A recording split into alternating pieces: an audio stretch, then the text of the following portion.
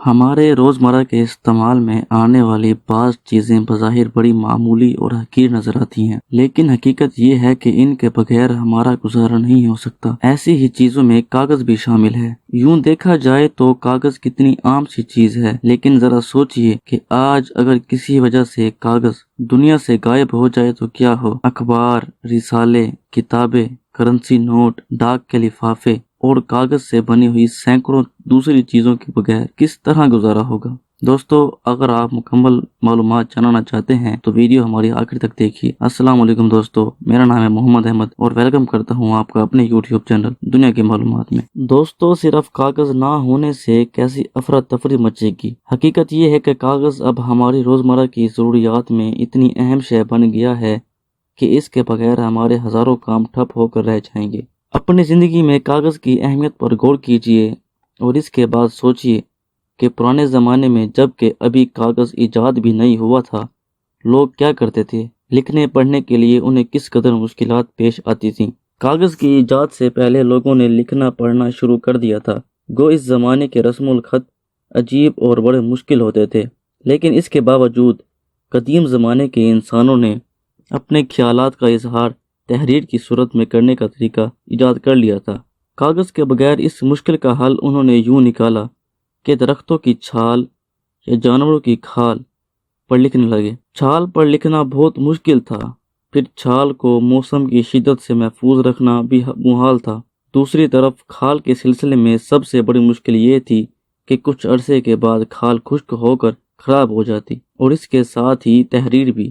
چھال اور کھال کے علاوہ مٹی اور پتھر کی سلیں بھی استعمال ہوتی تھیں، لیکن انہیں بھی عام استعمال میں نہیں لایا جا سکتا تھا۔ کاغذ سے ملتی جلتی چیز سب سے پہلے اہل مصر نے آج سے 4000 سال پہلے ہی ایجاد کی۔ یہ کاغذ تو نہیں تھا، لیکن کاغذ کی جگہ اسے استعمال کیا جا سکتا تھا۔ اسے پیپائرس کہتے تھے۔ کاغذ کے لیے انگریزی لفظ پیپر اسی پیپائرس سے بنا ہے۔ پیپائرس ایک پودے کا نام تھا جس کی کھال سے لکھنے کے لیے کاغذ نما چیز بناتے تھے۔ پودے کی رعایت سے اس چیز کا نام بھی پیپائرس مشہور ہو گیا۔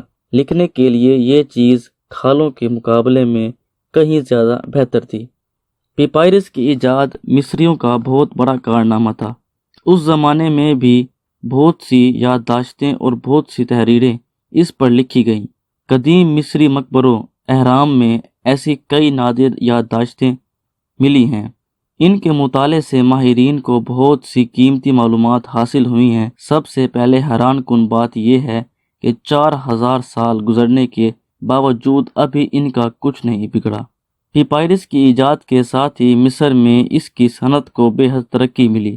چنانچہ اس زمانے میں اہل مصر نہ صرف اپنی ملک کی ضروریات کے لیے پیپائرس تیار کر لیا کرتے تھے، بلکہ مشرقی بحیرہ روم کے دوسرے ملکوں کو بھی برآمد کرتے تھے۔ صدیوں تک پیپائرس بنانے کا طریقہ صرف مصریوں تک محدود رہا۔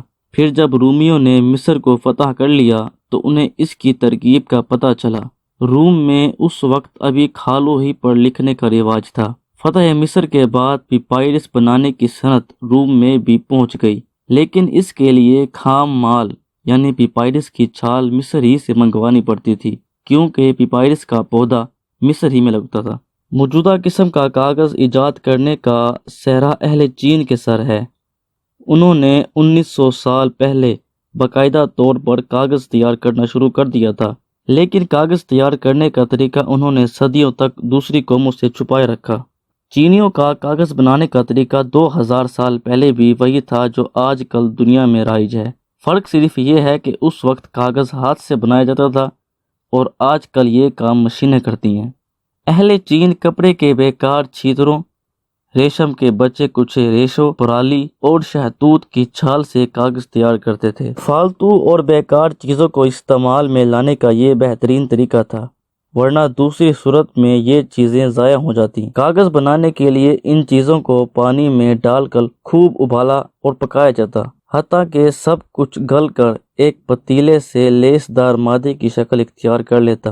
یہ مادہ بڑے بڑے ڈرموں میں بھر لیا جاتا۔ اس کے بعد دوسرا مرحلہ شروع ہوتا۔ کاغذ بنانے کا سانچہ اصل میں بانس کی لکڑی کا بنا ہوتا۔ ایک فریم سا ہوتا جس کے اندر ریشم یا کسی اور چیز کی ایک باریک سی سکرین جالی لگی ہوتی۔ کاغذ بنانے والا کاریگر اس فریم نما سانچے کو تیار شدہ مادے کے ڈرم میں ڈبو کر جب باہر نکالتا تو سکرین میں سے مادے کا پانی واپس ڈرم میں گر جاتا اور باقی مواد سکرین کے اوپر رہ جاتا۔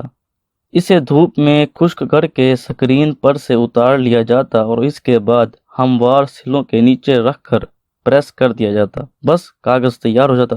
صدیوں تک اہل چین اس طریقے سے کاغذ تیار کرتے رہے، مگر انہوں نے اس عرصے میں غیر ملکی لوگوں کو اس طریقے کی ہوا بھی نہ لگنے دی۔ 703 عیسوی میں عربوں نے چینیوں کے ایک شہر سمرقند کو فتح کر لیا تو وہاں کاغذ بنانے کا ایک کارخانہ بھی ملا۔